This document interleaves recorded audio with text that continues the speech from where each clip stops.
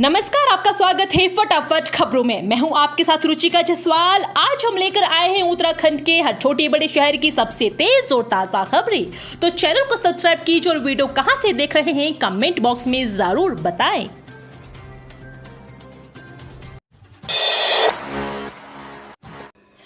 उत्तराखंड सरकार देवभूमि को नई ऊंचाइयों पर पहुंचाने के लिए प्रतिबद्ध। सीएम धामी ने कांगड़ा नागराज मंदिर में किया पौधारोपण। मुख्यमंत्री पुष्कर सिंह धामी ने शुक्रवार को जनपद टिहरी स्थित श्री कांगड़ा नागराज मंदिर परिसर पहुंचकर कांगड़ा नागराज मंदिर पुनर्स्थापना जागरण समारोह में प्रतिभाग किया। मुख्यमंत्री ने मंदिर की परिक्रमा कर भगवान कांगड़ा नागराज मंदिर में पूजा अर्चना कर आशीर्वाद लिया और प्रदेश की सुख समृद्धि की कामना की। इस दौरान मुख्यमंत्री ने मंदिर परिसर में एक पेड़ मां के नाम अभियान के तहत पौधारोपण भी किया। मुख्यमंत्री ने नवनिर्मित मंदिर में भगवान कांगड़ा नागराज की प्राण प्रतिष्ठा की बधाई देते हुए समस्त प्रदेश वासियों की मनोकामना पूर्ण होने की कामना की।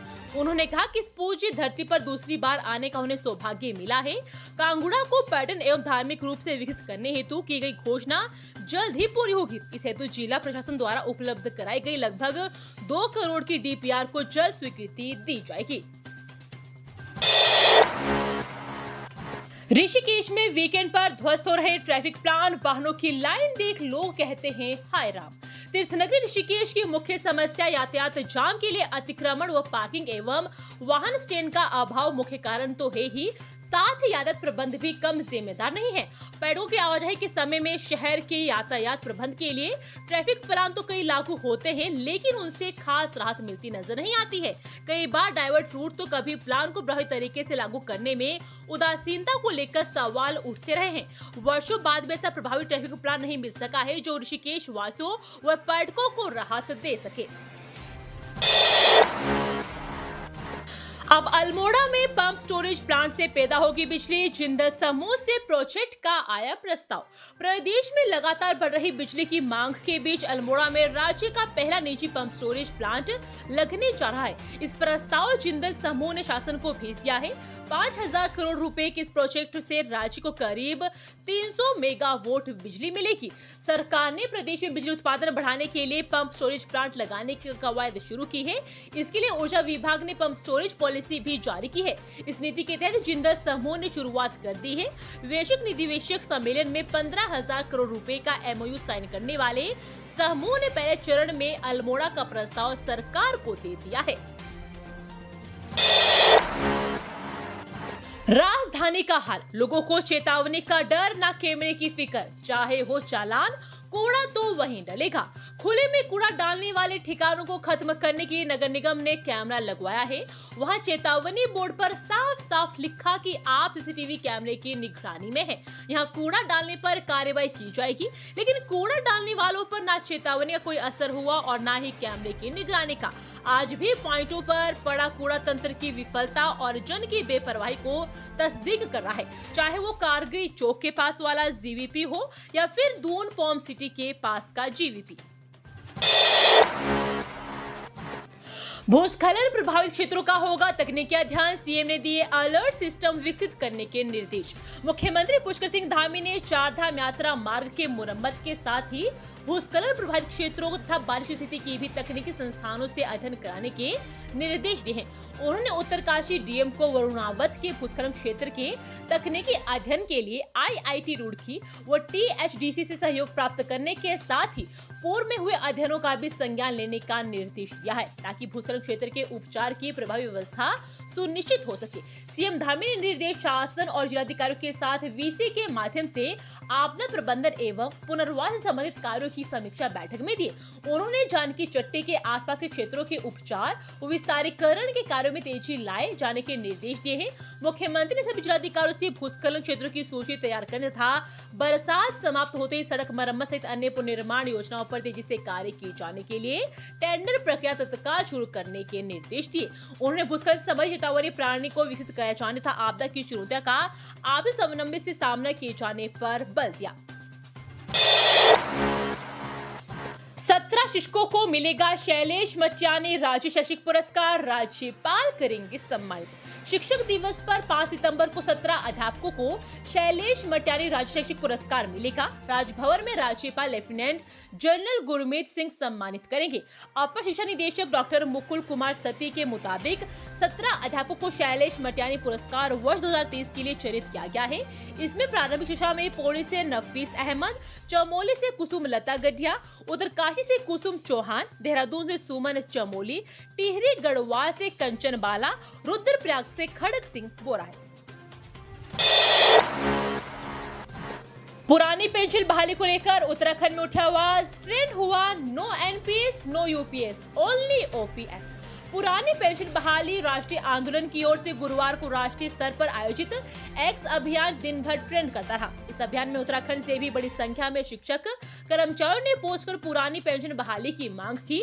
प्रदेश अध्यक्ष जीतमणि पैन्यूली ने कहा कि एक्स अभियान को लेकर अधिकारी कर्मचारियों में उत्साह देखा गया और सभी ने पुरजोर ढंग से यूपीएस का विरोध किया। सभी ने एक स्वर में मांग की है कि कर्मचारियों को सिर्फ और सिर्फ पुरानी पेंशन दी जाए। प्रदेश के सभी मुख्यालय, निदेशालय, विधानसभा एवं सचिवालय के अधिकारी कर्मचारियों ने भी अभियान में बढ़ चढ़कर योगदान दिया। दोन अस्पताल के भवन की तीसरी मंजिल पर चढ़ा युवक, कूदने की दे रहा धमकी, मचा हड़कंप। राजधानी के सबसे बड़े दून अस्पताल हाई वोल्टेज में ड्रामा हो गया। एक युवक अस्पताल भवन की तीसरी मंजिल पर चढ़ गया। युवक को भवन पर चढ़ा देख लोगों में हड़कंप मच गया। बताया जा रहा है कि युवक का मोबाइल अस्पताल में किसी ने चोरी कर लिया। उसने आरोप लगाया कि पुलिस ने चोरों को नहीं पकड़ा है। युवक का कहना है कि जब तक उसका मोबाइल नहीं मिलेगा तब तक वह भवन से नीचे नहीं उतरेगा। युवक के भवन पर चढ़ने की सूचना पर अस्पताल प्रशासन और पुलिस टीम मौके पर पहुंची। करीब 2 घंटे चले ड्रामे के बाद युवक को पुलिस ने पकड़कर नीचे उतारा। उत्तराखंड समेत 5 राज्यों में ईडी का छापा, भूमाफिया समेत कई के ठिकानों पर पहुंची टीम। उत्तराखंड में हुए अब तक के सबसे बड़े फर्जी रजिस्ट्री घोटाला मामले में 5 राज्यों में ईडी की कार्रवाई जारी है। ईडी सभी जगह सर्च ऑपरेशन चला रही है।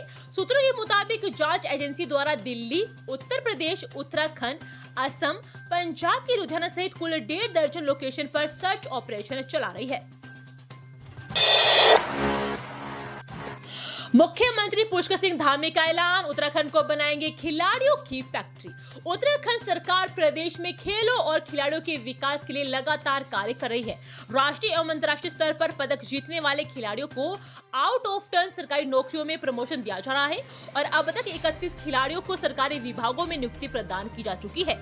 खिलाड़ियों को प्रोत्साहन के साथ खेल अवस्थापनाओं को मजबूत किया जा रहा है ताकि उत्तराखंड खिलाड़ियों की फैक्ट्री बन सके। यह बातें खेल दिवस पर आयोजित कार्यक्रम में मुख्यमंत्री पुष्कर सिंह धामी ने कही। कस्तूरबा गांधी आवासीय छात्रावास से 2 छात्रें हुई गायब। परिजनों ने वार्डन पर लगाए आरोप, किया हंगामा। रुड़की के सुल्तानपुर स्थित अकबरपुर उदगांव स्थित कस्तूरबा गांधी आवासीय छात्रावास से देर रात 2 छात्राएं लापता हो गई।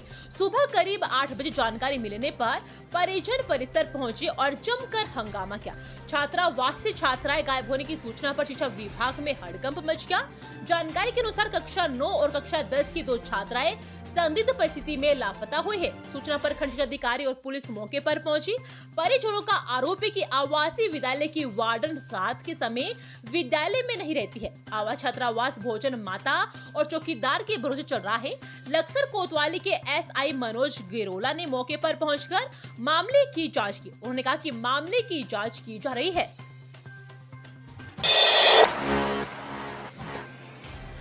भाजपा नेता ने नाबालिग से किया दुष्कर्म, पीड़िता के परिजनों को धमकी दे रहा था आरोपी, मुकदमा दर्ज। अल्मोड़ा जिले के सल्ट विकास खंड में नाबालिग से दुष्कर्म का एक मामला सामने आया है। यहां भाजपा के मंडल अध्यक्ष पर बकरी चराने गई एक किशोरी को अपनी हवस का शिकार बनाने और उसके पिछले 5 दिनों से पीड़िता के परिजनों को धमकाने का आरोप लगा है। शुक्रवार को पीड़ित परिजनों राजस्व उप निरीक्षक देवायल में इस मामले में तहरीर दी है। राजस्व पुलिस ने आरोपी के खिलाफ बीएनएस की धारा 74 और पॉक्सो अधिनियम के तहत केस दर्ज कर लिया है।